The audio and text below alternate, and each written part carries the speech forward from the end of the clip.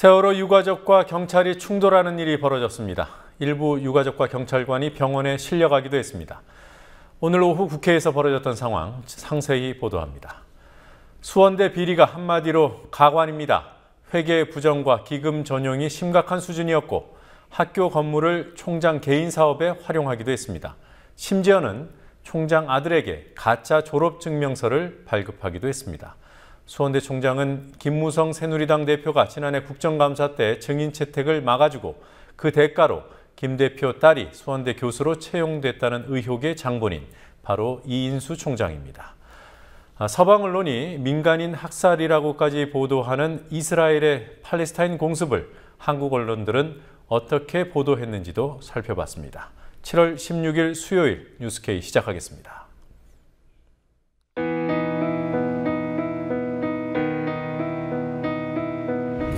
(1960년 4월 19일) 당시 언론은 빨갱이 데모라고 했습니다. 지금 우리는 혁명의 역사로 기억합니다. 1980년 5월 18일 당시 언론은 불순분자의 폭동이라 했습니다. 지금 우리는 독재에 항거한 정의의 역사로 기억합니다. 1987년 6월 10일 당시 언론은 대학생 가두 시위라 했습니다. 지금 우리는 민주주의를 쟁취한 감격의 역사로 기억합니다.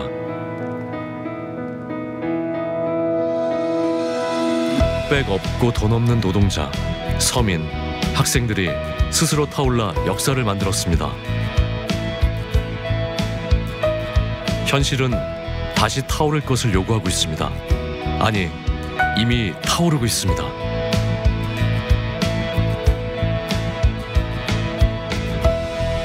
빨갱이를 종북으로, 불순분자를 외부 세력으로, 언론은 말만 바꿨을 뿐 역사를 부정하고 있습니다. 2014년 4월 1일 국민TV가 개국한 이유입니다.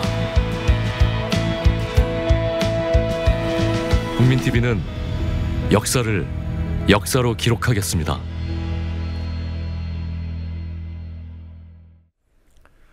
오늘 국회에서 세월호 유가족과 경찰이 충돌하는 일이 일어났습니다. 국회까지 걸어온 단원고 학생들을 국회 정문에서 배웅하고 다시 국회로 들어가려던 유가족들을 경찰이 막아서면서 충돌이 빚어졌습니다. 세월호 특별법 단판을 위해 여야 대표들이 만났지만 오늘은 합의에 실패했고 다시 여야 간사 협의를 진행한 뒤 필요하면 대표들이 다시 만나기로 했습니다. 유가족들의 국회 농성은 오늘 닷새째, 단식은 사흘째입니다. 국회 본청에 나가 있는 중계 카메라부터 연결하도록 하겠습니다. 윤인아 PD, 세월호와 함께 탔던 친구와 선생님들을 잃었던 단원고 2학년 학생들 도보 행진 소식부터 알아보도록 하겠습니다. 이들이 국회에 도착한 시각이 3시쯤이던가요? 네, 오늘 오후 3시쯤 안산 단원고 학생 43명은 국회에 도착해 농성 중인 유가족들을 만났습니다. 유가족들은 눈물로 학생들을 맞이했습니다. 아이들과 함께 도보 행진을 했던 한 희생 학생 부모는 행진을 하는 아이들의 표정이 지금까지 본 표정 중에 가장 밝았다며 시민들의 응원을 받으며 아이들이 마음을 치유하고 있다고 말했습니다. 학생들은 직접 쓴 편지를 모아 유가족들에게 전달했습니다. 한 유가족은 아이들에게 미안하고 이 아이들에게서 하늘에 있는 내 아이의 모습을 봐 만감이 교차한다고 말했습니다. 네, 시민들의 응원을 받으면서 조금씩 치유하고 있다는 얘기 마음에 와닿습니다. 자, 학생들이 유가족들에게 전달했다는 편지에는 어떤 내용이 담겨 있습니까? 네, 학생들의 편지에는 유가족들에 대한 응원과 국회에 대한 비판과 원망의 쓴소리가 담겨 있습니다. 한 학생들은 우리는 법을 잘 알지 못하지만 억울하게 죽은 친구들이 왜 어떻게 죽었는지는 모든 사람이 알아야 할 것 같다고 호소했고, 다른 학생들은 의원의 자녀가 바다에 가라앉아 있다면 지금처럼 행동할 수 있었겠냐고 따져 물었습니다. 국회야 우리가 원하는 건 진상규명이다. 특례 따위는 필요 없다는 짧은 편지를 통해 진상규명 없이 보상책만 내놓는 국회를 향해 답답함을 드러낸 학생도 있었습니다. 네. 단원고 학생들이 안산으로 돌아간 뒤에 경찰과 유가족들의 충돌이 있었습니다. 이유를 구체적으로 알아보도록 하죠. 왜 그런 일이 있었습니까? 네, 유가족들이 국회 정문에서 단원고 학생들의 편지를 받은 뒤 다시 국회로 들어가려는 과정에서 경찰이 진입을 통제하면서 충돌이 발생한 겁니다. 경찰이 국회로 들어가려는 일반인들의 출입을 막는 과정에서 유가족들의 국회 진입까지 제지당한 겁니다. 그러자 단식 중인 유가족들은 경찰의 출입 통제에 반발하며 바닥에 누워 항의의 뜻을 전하기도 했습니다. 경찰과의 충돌 중에 단식을 하고 있는 한 유가족은 팔을 다쳐 응급실에 실려가기도 했습니다. 김상철 영등포 경찰서장은 국회 사무총장의 지시로 일반 시민들의 출입을 막았다고 주장했습니다. 그러나 유가족들은 국회는 일반 시민들도 들어올 수 있는데 왜 막냐며 강력히 항의했습니다. 저희는 오늘 이 국회 앞에서 이 편지를 전달받고 약속한 대로 우리 학생들은 국회로 들어오지 않고 버스를 타고 그대로 다시 학교로 복귀를 했습니다. 이 사실까지 다 알고 있는 정부는 경찰력을 동원해서 저희 유가족들이 여기에 들어올 수 없도록 저희 통로를 가로막고 유가족들과 대치를 하는 상황이 벌어졌습니다. 모든 행사를 알고 있음에도 불구하고 경찰력을, 공권력을 동원해서 힘없는 우리 유가족들을 이렇게 막는다는 이런 이유는 그 어떠한 논리라도 인정할 수가 없는 바입니다. 네. 자, 국회 통제를 지시한 사람이 국회의장이다, 사무총장이다, 뭐 이렇게 주장들이 엇갈리던데요. 누가 지시를 한 겁니까? 정의화 국회의장이 일반인의 출입 통제를 지시했고 그 지시에 따라 임병규 국회 사무총장 직무대리가 일반인과 유가족들의 진입을 제지하면서 충돌이 발생한 겁니다. 유가족들은 임병규 총장 직무대리의 사과를 요구하면서 국회 본청 입구에서 거세게 항의했습니다. 임병규 총장 대리는 유가족들이 사과를 요구한 지 40분가량이 지난 후 본청에 도착했습니다. 임 총장 대리는 유가족들 외에 일반 시민들의 출입을 통제하라는 국회의장의 지시대로 현장을 통솔했을 뿐이라고 말하며 유가족들과 일반 시민들이 섞여 있어 잘 구분이 안 돼 제재하는 과정에 유가족들의 출입을 막게 됐다고 사과했습니다. 일부 유가족분들은 들어보내시고 아닌 분들은 좀 못 들어오게 하시라 그런 지시가 있어갖고 이제 그 경찰들이 아마 있었던 것 같습니다. 근데 그 경찰들이 유가족분들을 얼굴을 모르시니까 이제 뭐 그 양반들 좀 뭐라 그러나 좀 겁도 나고 하니까 문을 확 닫은 것 같습니다. 그래서 그 부분은 저희가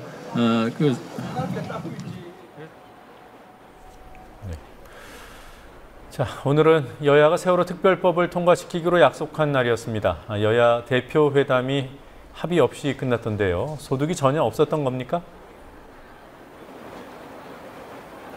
네, 여야 지도부가 만났음에도 구체적인 소득은 없었습니다. 하지만 담판의 여지는 아직 남아있어 보입니다. 오늘 오후 5시 새누리당의 김무성 신임 대표와 이완구 원내대표, 새정치민주연합의 안철수 공동대표와 박영선 원내대표가 1시간 반 동안 특별법 협상을 벌였습니다.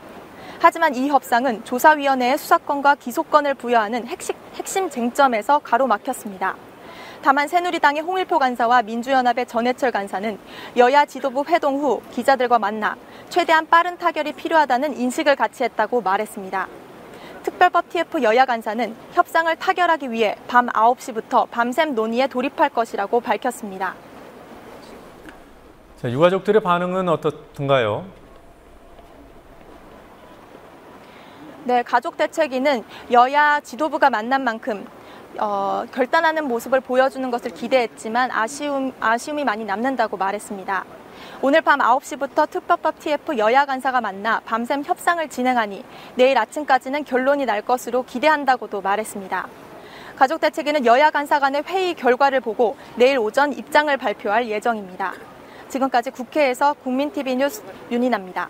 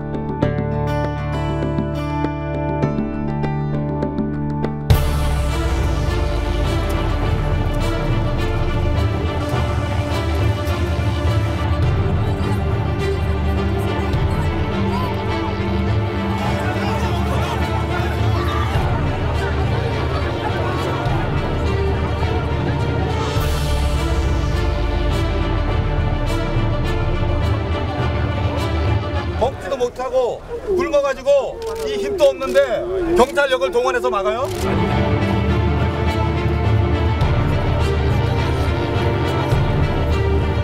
왜 막으신 거예요? 아까 저기 앞에 정문은? 구분이 안 돼가지고 구분이 안 되잖아요. 유족분들하고 다 들어오시면은 안 됩니다. 오늘 의장님께서 오늘은 여기에 여러 가지 보호 조치나 이렇게 필요하기 때문에 이보세요. 여기 일반인들은 못 들어오도록 의원이 안 그러면 누가 들어옵니까? 의장님의 보호 조치예요?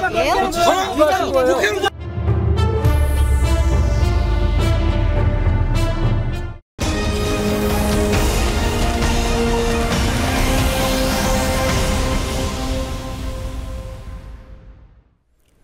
음주와 위증 그리고 자녀 편법 유학에도 버텼던 정성근 문화체육부 장관 후보자가 결국 사퇴했습니다.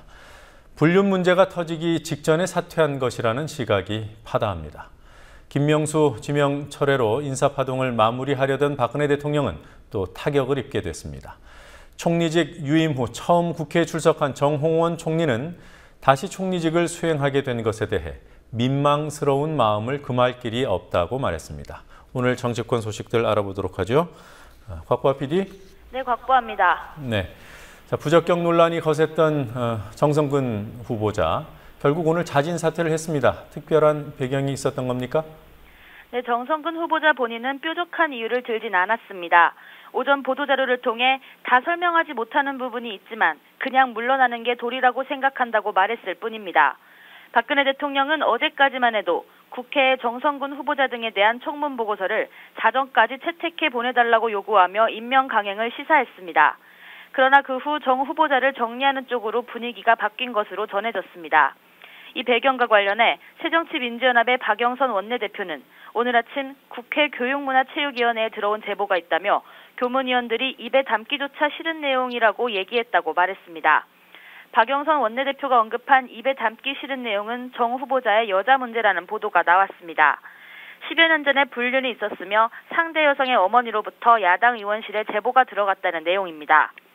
김명수 후보자 지명 철회로 2기 내각 구성을 마무리하려던 박근혜 대통령은 또 한 번 인사검증 실패 책임론에 직면하게 됐습니다.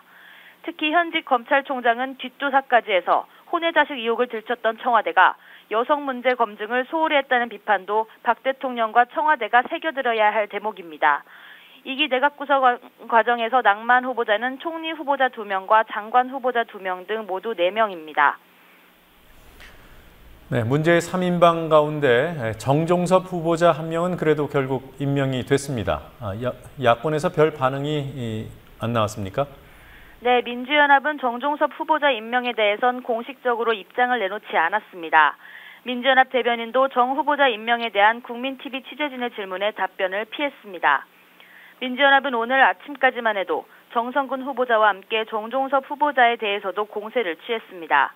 그러나 지명 철회를 요구한 장관 후보자 셋 중에서 둘이 물러난 상황에서 정부를 더 밀어붙일 경우 여론의 역풍이 불 수 있다고 판단해 공세를 멈췄다는 분석이 나오고 있습니다. 한편 정의당의 박원석 대변인은 정종섭 후보자에 대해 위장 전입, 세금 탈루, 부동산 투기 의혹, 과도한 부수입, 황제 군복무까지 인사청문회 단골 메뉴를 모두 갖춰 안전행정부 장관 자격을 상실했음이 증명된 바가 있다며 청와대의 임명을 비판했습니다. 그리고 어제 국회 예결특위 파행의 빌미를 제공했던 정홍원 총리, 오늘 어땠습니까? 네, 정 총리가 출석한 국회 예산결산특위에서 야당 의원들은 정 총리의 사표가 사실상 수리된 상태여서 유임이라고 할 수 있는 근거가 없고 인사 실패에 대해 대통령과 총리가 사과해야 한다고 주장했습니다. 민주연합의 송호창, 김기식 의원의 말 차례로 들어보시겠습니다. 4월달에 이제 사표를 내셨지 않습니까? 그리고 우리 대법 판례에 따르면 그 사표는 임명권자에게 도달한 순간 효력을 발휘합니다. 그럼 사표를 내고 총리 자격이 없어진 겁니다. 그런 가운데 이 이후에 그 안대희 총리 후보자 또 문창국 후보자를 대표님께서 다시 지명을 했지 않습니까? 그럼 사표를 수리하고 후임 총리를 대통령이 다시 지명을 한 건데 그런 상태라면 지금 이제 총리 후보자가 지금 없는 상태입니다. 인사 실패 아닌 더 나아가서 인사 참사 수준의 상황이 벌어지고 있습니다. 어제 김명수 교육부 장관 후보자 지명이 철회됐고 오늘 정성근 문체부 장관 후보자가 스스로 사퇴했습니다. 그런데 이 인사 참사 수준의 문제에 대해서 대통령도 재정권을 행사했던 국무총리도 국민들에게 사과하고 있지 않습니다. 이 같은 논란에 대해 정홍원 총리는 사표 수리 행위가 확실히 있었다면 퇴임하고 나가야 하지만 수리 행위가 없었다면 법리적으로 문제가 없다고 주장했습니다. 이 같은 논란에 앞서 정 총리는 예결위에서 다시 총리직을 수행하게 된 것에 대해 매우 안타깝게 생각하고 민망스러운 마음을 금할 길이 없다고 말했습니다. 그러면서 세월호 사고에 대한 책임을 지고 사의를 표명하고 무거운 짐을 내려놓고자 했으나 후임 총리 임명 실패에 따른 장기간의 국정 공백 우려로 다시 총리직을 수행하게 됐다며 사과했습니다. 정 총리가 유임 후 처음으로 국회에 온 건 어제입니다. 그러나 어제는 예결위 소속 야당 의원들이 정 총리의 보고를 받을 수 없다고 거부하면서 회의가 파행됐습니다. 자, 730 재보선 공식선거운동이 내일 시작되는 거죠? 네, 그렇습니다. 네. 자, 서울 동작을부터 판세를 좀 짚어볼까요? 나경원 새누리당 후보, 기동민 민주연합 후보, 노회찬 정의당 후보의 3자 대결을 가정해 지금까지 나온 여론조사를 보면 나 후보가 압도적으로 우세한 상황입니다.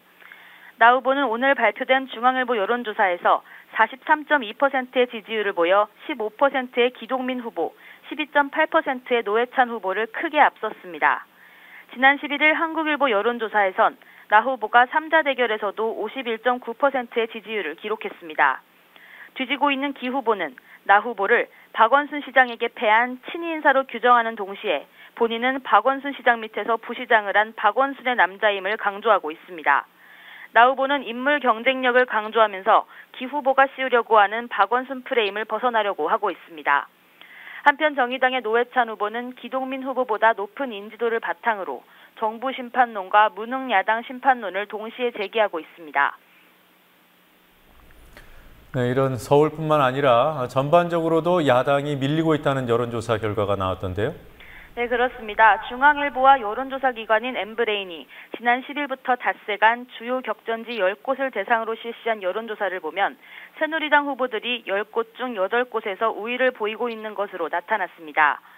서울 동작을을 비롯해 경기도 수원의 3곳과 김포, 충청권 3곳에서 새누리당 후보가 1위를 달렸고 민주연합이 앞서고 있는 곳은 경기 평택을과 전남 순천 곡성뿐이었습니다. 수원 8달에 출마한 민주연합 손학규 후보의 경우 그제 발표된 경인일보 여론조사에서는 4.5%포인트 차이로 선두를 달렸지만 오늘 중앙일보 여론조사에서는 새누리당 김용남 후보가 오히려 1.4%포인트 앞섰습니다. 이 같은 여론조사 결과가 나오자 재보선에서 5석만 이겨도 성공이라는 안철수 대표의 지난 13일 발언이 엄살이 아니었다는 말이 나옵니다. 이에 따라 야권연대 논의에 가속도가 붙을 거란 전망도 나오고 있습니다. 한편 중앙일보는 자신들의 여론조사에 대해 유선전화 비율이 높아 새누리당의 우호적인 답변이 많았을 수도 있다고 한계를 인정하기도 했습니다. 야권 연대 논의에 가속도가 붙을 것이다. 이런 전망 지금 말씀하셨습니다만 관련한 움직임이 있는 건가요? 네, 아직까진 수면 위에 움직임은 없습니다. 민주연합과 정의당 각자가 계산기만 두드리고 있을 뿐 이렇다 할 진척은 없는 상황입니다. 일각에서도 두 당이 늦어도 21일 전까지는 연대 결정을 내릴 것이란 관측도 있습니다. 21일에 투표용지 인쇄가 시작돼 그 후에 연대가 이뤄진다면 사퇴한 후보의 이름이 투표용지에 나와 연대 효과가 반감될 가능성이 있기 때문입니다. 자칫하면 새누리당의 어부지리로 의석을 넘겨줄 수 있는 상황에서 수도권 지역 후보자들을 중심으로 연대를 원한다는 신호가 나오고 있습니다. 수원 8달의 민주연합 손학규 후보는 오늘 라디오 인터뷰에서 야권 연대에 대해 지혜롭게 대처해야 한다며 연대라는 건 민주주의 역사의 중요한 한 부분이고 요소라고 강조했습니다. 그리고 황우여 전 새누리당 대표가 어제 사회부총리 겸 교육부 장관의 후보자에 지명되지 않았습니까? 교육계의 반발이 나오고 있더군요. 네, 그렇습니다. 청와대는 황우여 후보자의 교육 전문성을 강조하며 국회 교육위원장 등의 이력을 내세웠지만 그 기간 동안 사학수호에만 급급했다는 비판이 나오고 있습니다. 전교조는 황 후보자를 사학수호 5걸에 뽑힌 사람, 교육비리 척결에 맞지 않는 낡은 인물이라고 비판하며 지명 철회를 요구했습니다. 황 후보자는 국회 교육위원장이던 2005년 당시 박근혜 한나라당 대표와 사학법 개정안 저지투쟁을 주도했고 2007년엔 사학법 재개정안을 이겨내 상지대 비리재단 복귀 원인을 제공했다는 평가를 받습니다. 올해 초 친일 옹호 논란이 불거진 교학사 국사교과서와 역사교과서 국정화를 옹호해왔다는 점도 교육부 장관으로서 부적절하다는 비판이 나옵니다. 한편 종교자유정책연구원은 기독교 신자인 황 후보자가 공직자로서는 부적절하게 종교적 발언을 일삼아왔다면서 교육 현장이 선교회장으로 전락할 우려가 있다는 이유로 지명 철회를 촉구했습니다. 지금까지 국민TV 뉴스 곽보아입니다.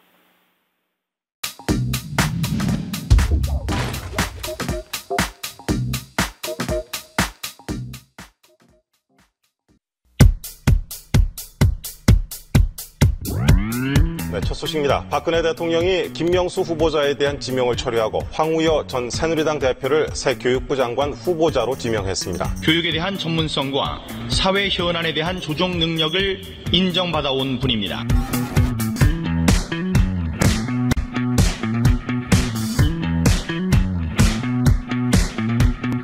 첫 번째는 이번에 키워드는 이제 감투를 굉장히 많이 맡고 있습니다. 그래서 초등학교, 대학교 동문회부터 해가지고 여러 가지 감투들이 있어요. 그래서 송림초등학교 총동창회, 인수중학교 재활포고교 총동창회 부회장부터 해서 서울대법대 동창회 운영위원, 인천 웅변협회 회장, 무슨 독일학술 교류처 동문회 상임이사, 고시동지회 부회장 등등 해서. 되잖아요. 양당 지도부의 정치적 타협 모색을 건의해 보도록 하겠습니다.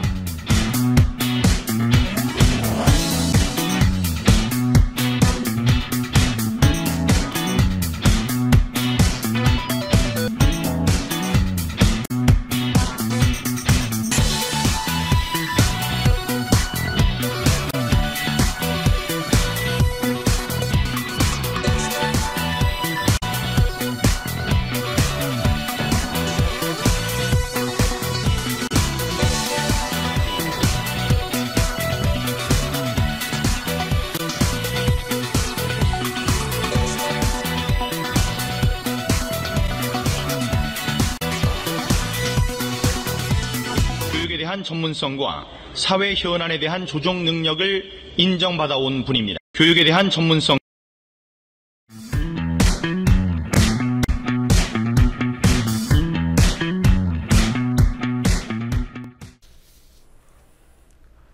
그동안 수원대 내부에서 그리고 일부 언론에서 여러 차례 제기했던 수원대의 비리 의혹들이 교육부 감사에서 대부분 사실로 확인됐습니다.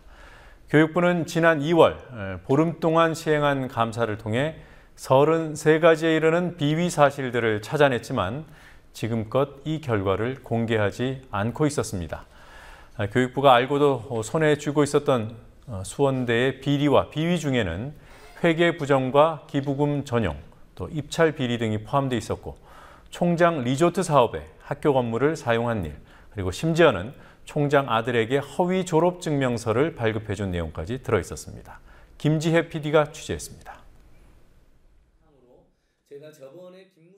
여러 가지 비리, 횡령, 숱하게 이제 많은 33가지 온갖 비리였었는데, 근데 그 중에서 교육부에서도 이제 눈 감아줄 수 없었고 해서 4건의 사실 그 수사 의뢰, 검찰 고발한 그런 건까지 했어요. 그동안 교수들과 시민단체, 언론 등을 통해 수차례 제기되었던 수원대학교 총장과 일가의 비리 의혹이 교육부 감사에서 사실로 확인됐습니다. 교육부 감사에서 지적받은 수원대의 문제는 무려 33가지. 이사회 운영에서부터 회계부정에 이르기까지 전 분야에 걸쳐 있습니다. 수원대는 지난 2004년부터 지난해까지 받았던 기부금 330여억 원 가운데 대부분을 교육이 아닌 재단법인의 사업비로 사용했습니다. 같은 재단인 수원과학대에 지어진 컨벤션 센터가 총장 일가의 수익 사업에 이용됐다는 점도 드러났습니다.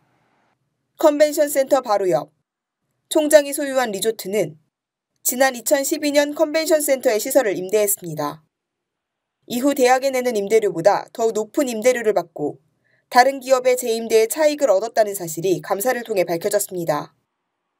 이 컨벤션 센터는 등록금으로 지어진 시설임에도 리조트 이용객을 위한 용도로 더 많이 이용된다는 지적도 받고 있습니다. 수원대 총장이 자신의 장남에게 허위로 졸업증명서를 발급했다는 사실 역시 이번 감사에서 확인됐습니다. 교육부가 수원대 감사를 실시한 시점은 지난 2월입니다. 그러나 감사 결과는 5달 동안 공개되지 않았습니다. 오늘에서야 야당 의원과 시민단체가 감사 보고서를 입수해 공개하기에 이르렀지만 교육부는 재심이 진행 중이라는 이유를 내놨습니다. 통상적인 절차가 이제 재심사라고 그래가지고 이제 재심사까지 끝나고 나면 저희들이 이제 정보 공개에 이제 탑재를 합니다. 네. 재심이 왜 이제 진행되느냐는 질문에 감사관들이 문서 작성할 시간이 없어서 늦었다는 해명을 합니다. 감사관들이 이금 한 개만 해가 정리해 끝내는 게 아니고 갔다 와서는 이제 계속 또 다음 감사를 계속하죠. 수원대 문제는 지난해 국정감사에서도 다뤄질 예정이었지만 의혹의 핵심 인사인 수원대 총장의 증인 채택이 여당 실세의 개입으로 무산되기도 했습니다. 일단 작년 국정감사에서 수원대 이인수 총장이 국회 교문위에 사학비리 당사자로 증인으로 채택되었는데 어제 새누리당 대표로 선출된 김무성 의원만은 아닙니다. 김무성 의원 등이 나서서 압력을 행사해서 증인 채택에서 배제했다는 건 거의 100% 팩트로 지금 확인되고 있습니다. 바로 그러한 연유로 이인수 총장과 그들의 비호 세력이 국회에 있다. 그런 점을 저희가 오늘 기자님들에 말씀드리는 거고요. 수원대는 감사원 감사에서도 비위 사실이 적발된 적이 있습니다. 지난 2011년 감사원은 수원대가 TV조선에 투자한 50억을 부당한 투자로 규정하고 회수를 요구했지만 여전히 시정되지 않고 있습니다. 신한으로부터 받은 기부금 50억을 학교로 당연히 줘야 될 돈을 학교에 주지 않고 TV조선에 투자해가지고 막대한 손실을 본 것도 사실로 다 밝혀졌습니다. 이건 뭐 명백한 배임과 횡령행위입니다. 그래서 수원대에 대한 비위 감사 내용이 공개되기는 했지만 이에 대한 법적 조치로 이어질지는 미지수입니다. 교육부는 감사를 통해 33가지 비위 사실을 밝혀냈지만 이인수 총장에 대해서는 장남에 대한 허위 졸업증명서 발급 부분만 수사 의뢰를 했습니다. 국민TV 뉴스 김지혜입니다. 이스라엘이 팔레스타인 가자 지구를 공습한 지 오늘로 9일째입니다. 팔레스타인 사망자가 200명을 넘어섰고 이들 대부분이 민간인이기 때문에 이스라엘의 공습을 서방 언론은 민간인 학살이라고 보도하고 있습니다. 그러나 일부 한국 언론은 이스라엘 사람들이 스데롯 언덕에서 전쟁을 감상하듯 철저한 관전자의 입장에서 이스라엘의 군사력에 감탄하는 듯한 보도를 하기도 했습니다. 강신혜 PD가 보도합니다. 팔레스타인 가자 지구가 다시 핏빛으로 물들었습니다. 지난 2012년 11월 이른바 8.1 교전에서는 이스라엘의 팔레스타인 가자 지구 공습으로 177명의 팔레스타인 주민이 사망하고 이스라엘인 6명이 숨졌습니다. 지난 8일부터 9일째 계속되고 있는 이번 전쟁에서도 이미 팔레스타인 측 사망자가 200여 명에 달하고 부상자도 1,400명을 넘어섰습니다. 가자 지구에서 불과 1km 떨어져 있는 이스라엘의 스데롯 언덕에서 이스라엘 주민들이 의자에 앉아 전쟁을 구경하는 모습입니다. 이 지역을 취재 중인 덴마크 언론인이 지난 9일 트위터에 올린 사진입니다. 그는 폭음이 들리면 사람들이 박수를 치기도 했다며 스데롯 시네마라는 이름을 붙였습니다. 한국 언론들도 일부 기사에서 철저한 관전자의 관점을 드러냈습니다. 공습 나흘째인 지난 11일 국민일보 8면에 실린 기사는 제목부터가 대결 구도로 돼 있습니다. 팔레스타인의 무장 조직인 하마스의 신형 로켓과 이스라엘의 미사일 방어 시스템 아이언돔의 성능을 비교하는 데 지면을 할애했습니다. 같은 날 조선일보 역시 대결 구도를 강조한 제목으로 이스라엘 무기의 성능과 군사력이 팔레스타인을 압도한다고 보도하면서 팔레스타인의 무기를 딱총에 비유했습니다. 조선일보는 다음 날인 12일에도 이번 전쟁으로 이스라엘 방산기업의 매출이 올라갔다며 이스라엘의 무기 찬양을 이어갔습니다. 12일자 중앙일보 기사입니다. 명중률 90%라며 아이언돔에 감탄하는 듯한 제목을 실었습니다. 아이언돔이 팔레스타인의 무기를 막아내 이날까지 이스라엘인은 한 명도 사망하지 않았다고 보도하며 88명이 사망한 팔레스타인과 비교했습니다. 전쟁의 참상과 전쟁의 책임을 보도해야 할 언론이 남의 집 불구경하듯 전쟁을 관전하면서 무기에 집착하는 이유가 따로 있다는 분석도 있습니다. 한국군이 이스라엘의 아이언돔과 같은 미사일 방어체제를 도입하려는 것과 무관하지 않다는 분석입니다. 국민TV 뉴스 강신혜입니다. 한민구 신임 국방장관이 우리 군에 대해 정직하지 않고 기강이 해이하고 작전 태세가 미흡한 군대라는 평가를 언급했습니다. 최경환 경제부총리가 오늘 취임하면서 부동산 금융 규제 완화에 시동을 걸었습니다. 오늘 있었던 주요 뉴스들 정리해 보겠습니다. 황준호 뉴스 취재팀장 나와 있습니다. 어서 오십시오. 네. 자, 오늘 취임 후 처음으로 정군 주요 지휘관 회의가 열렸어요. 한민구 국방장관이 특이한 말을 했군요. 예, 국민들이 우리 군을 정직하지 않은 군대, 기강이 해이해진 군대, 작전 태세가 미흡한 군대로 평가하고 있다는 말을 국방장관이 직접 했습니다. 국민들이 그렇게 보고 있다라는 식으로 표현을 했지만 한 장관 자신도 그렇게 생각한다는 의미로 해석이 됐고요. 또 요즘에 군대에서 터지는 여러 가지 사건들을 보면 객관적으로 보기에 틀린 진단이 아닌 것 같습니다. 한민구 장관은 전방에서의 감시와 경계 문제, 군사기밀 유출과 군납비리 의혹 등이 연쇄적으로 발생했다고 말했습니다. 22사단 총기 난사 사건이라든지 또 7월 초에 또 있었던 노크 귀순, 그리고 어제 발표된 현역 장교들의 군사기밀 유출 사건, 이런 것들을 뜻하는 말이었습니다. 한 장관은 특단의 쇄신이 필요하다라는 말을 했지만 기밀 유출 사건이 올해도 몇 번씩이나 발표된 걸 보면 쇄신이 쉽지 않다는 것을 알 수 있습니다. 네, 이 기밀 유출 사건 어제 검찰이 발표를 했죠. 예. 네. 외국 방산업체 한국인 이사한테 차기 호위함 사업이라든지 또 무장헬기 사업, 항공기 GPS 체계, 중장기 유도 무기와 관련된 2, 3급 군사기밀 31건을 영광급, 그러니까 소령, 중령, 대령들이 통째로 넘긴 사건이었습니다. 2008년부터 술이라든지 현금, 선물 같은 데 현혹돼서 정보를 넘겨왔습니다. 예를 들어서 기타가 취미인 군 간부한테는 기타를 사준다거나, 또 회식비로 쓰라고 체크카드를 준다거나, 아니면 장교들하고 저녁을 먹는 때는 여직원을 동석시키는 그런 경우가 있었습니다. 각각 몇백만 원씩 현금이 오간 걸로 나오고 있는데요. 그런데 과연 이런 비리가 영광급 정도에서만 있었고 또 몇백만 원 현금에 그쳤을 것인가? 그렇지 않을 것 같다는 지적이 많이 나오고 있습니다. 한민구 장관이 정말 군을 쇄신하겠다면 장성급과 국방부의 고위 관리들은 과연 어떤지 이것을 들여다봐야 된다라는 지적이 나오고 있습니다. 네. 자, 그리고 강서 재력가 살인 사건, 예. 불똥이 어디로 튈지 모르게 돼 있어요. 지금 현직 검사한테 1,780만 원이 건네졌다는 기록이 나왔습니다만 그게 끝이 아니라고 하더군요. 예, 송모 씨의 금전출납부에서 수정액으로 지워진 부분이 있습니다. 거기에 정관계 로비 대상 리스트가 들어있다고 얘기가 되고 있는데 1,700만 원을 받았다는 수원지검의 정모검사를 뛰어넘는 의외의 인물이 있을 수 있다는 관측이 나오고 있습니다. 검찰은 수정액으로 칠한 23곳이 주로 공무원들의 이름이 23곳에 주로 공무원들의 이름이 있다고 설명하고 있습니다. 지금까지 장부에 등장한 인물은 현직 국회의원을 비롯해서 전현직 시의원, 구의원, 그리고 검찰, 경찰, 법원 등의 공무원들입니다. 장부에는 또 살인교사 혐의로 구속되어 있는 김영식 서울시 의원이 송 씨한테 받은 것으로 기록된 5억 2천만 원 중에서 2억 원은 김 의원이 2010년 말에 서울시장에게 줬다 라고 적혀 있습니다. 당시에는 오세훈 시장이었는데 오세훈 시장을 말하는지는 명확하지 않지만 어쨌든 2010년 말에 서울시장에게 줬다라는 글이 써 있었다고 합니다. 네. 자, 이 지운 부분에 대해서 그게 공무원들 이름이다 이런 얘기를 했습니다만, 예. 실명이 다 확인이 된 건가요? 예, 일단 재력가 송모 씨의 아들이 지운 23곳에 나온 이름은 다 검찰이 파악했지만 일단은 정모검사 외에는 이름을 다 공개하지는 않고 있습니다. 그리고 사망한 송 씨 본인이 지우거나 덧칠한 부분이 또 있는데 거기에 대해서는 아직까지 검찰이 파악을 다 못했다고 합니다. 우려되는 점은 서울 남부지검이 최초에 그 정모검사가 받은 돈이 200만 원밖에 안 된다라고 했다가 결국은 1,780만 원을 받았다는 사실이 확인되었듯이 검찰이 자기네 조직을 보호하려고 한다거나 아니면 정치적인 어떤 선택, 정치적인 고려를 해서 로비 명단을 선별적으로 공개할지 모른다라는 점을 경계해야 되지 않을까 싶습니다. 네.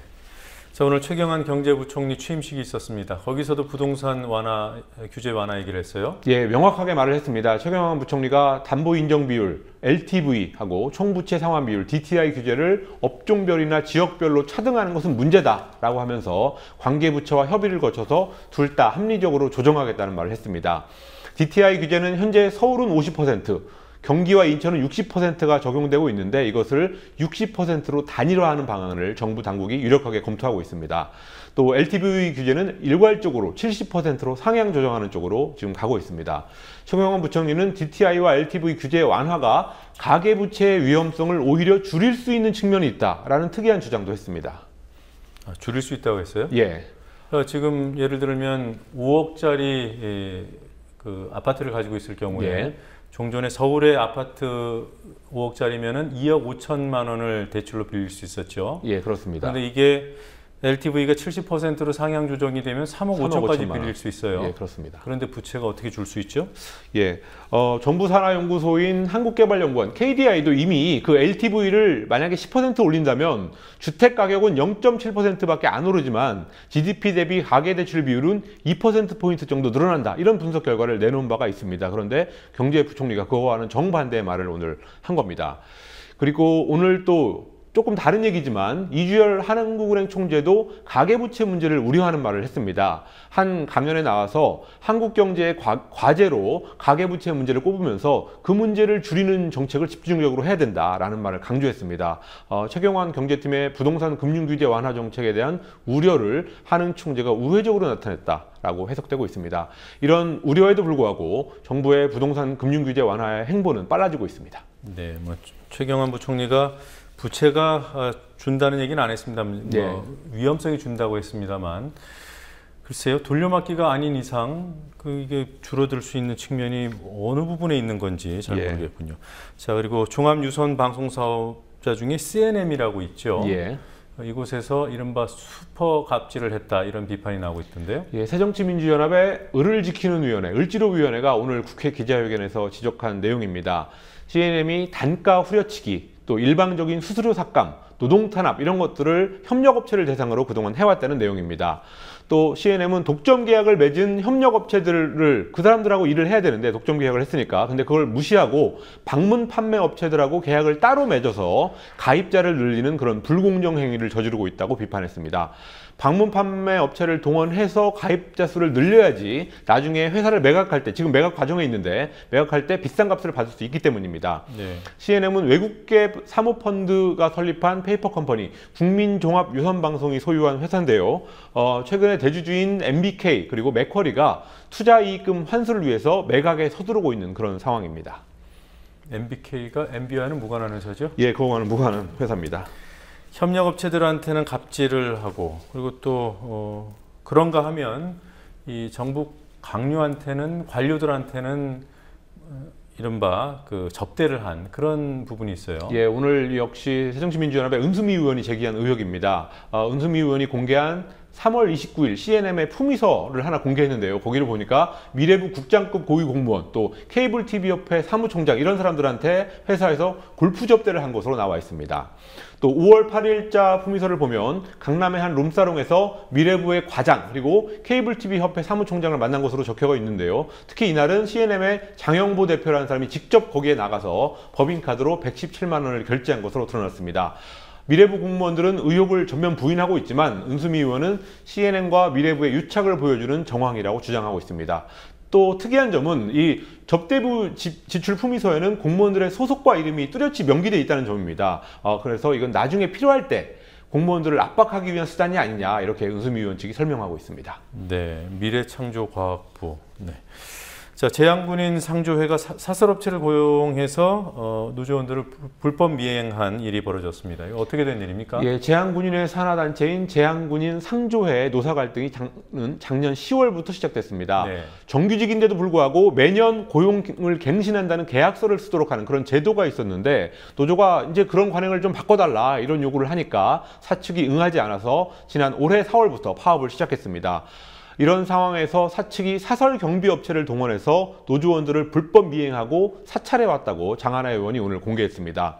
노조는 사설업체의 불법 미행과 감시 녹화가 6월 6일부터 4일 동안 벌어졌다는 사실을 입증하는 증거 영상을 서울지방노동청에 제출하고 사측을 부당노동행위 혐의로 신고한 상태입니다. 네, 얼마 전에 유성기업에서 그 몰래카메라가 발각이 됐습니다만 그런 거에 대한 정부 차원의 어떤 제재가 미약하기 때문에 이런 일이 반복되는 게 아닌가 싶어요. 네.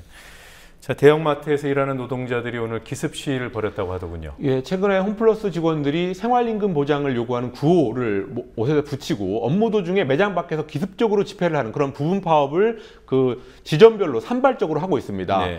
현재 홈플러스 노동자들의 시급은 5,450원으로 하루 7시간 30분씩 한 달 동안 일해도 최저임금 108만 원보다 적은 106만 원대의 임금을 받고 있다고 합니다. 또 이런 임금 수준은 홈플러스뿐만 아니라 롯데마트도 크게 다르지 않은 상황이라고 합니다. 홈플러스 노조는 사측과 임금 협상이 진전되지 않을 경우에 총파업을 강행한다는 방침을 밝혔고, 또 이런 기습 형식의 파업은 다른 대형마트로 지금 번져가고 있는 상황입니다. 네, 그러니까 지금 현재 파업을 벌이고 있는 상황인데 예. 근무를 하다가 부분 파업의 어떤 방식으로 근무하다가 매장 밖으로 나와서 이른바 기습 시위라는 것을 하는 그런 상황이군요. 그렇습니다. 매장별로 시간도 조금씩 다르고 그렇게 하고 있다고 합니다. 네, 알겠습니다. 여기까지 듣겠습니다. 수고하셨습니다. 예.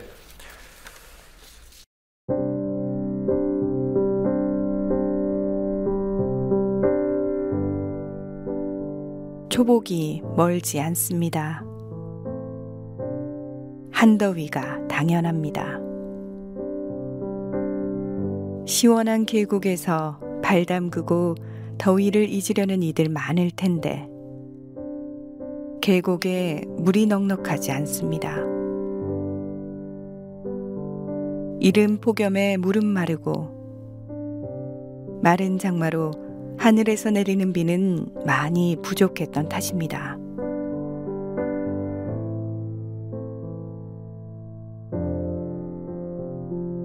머리는 짧게 깎고 반팔에 반바지 입고 지냅니다. 더위에 사람이 할 수 있는 선택은 늘 궁색스럽습니다.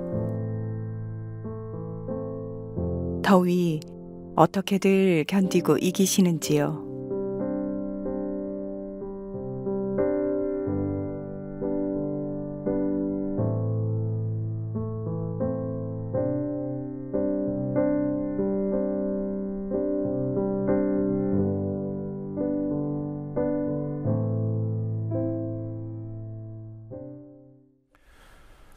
박근혜 대통령은 어제 사회부총리 자리에 친박 인사인 황우여 전 새누리당 대표를 내정했습니다. 지난 5월 국회의장 선거에 나섰다가 비박 후보였던 정의화 의원에게 참패를 당했던 황우여 전 대표는 부총리 자리가 만족스러운지 국회를 떠나는 기자간담회에서 즐거운 표정을 감추지 못했습니다. 박근혜 대통령은 이미 경제부총리의 친박 핵심인 최경환 의원을 앉혔습니다.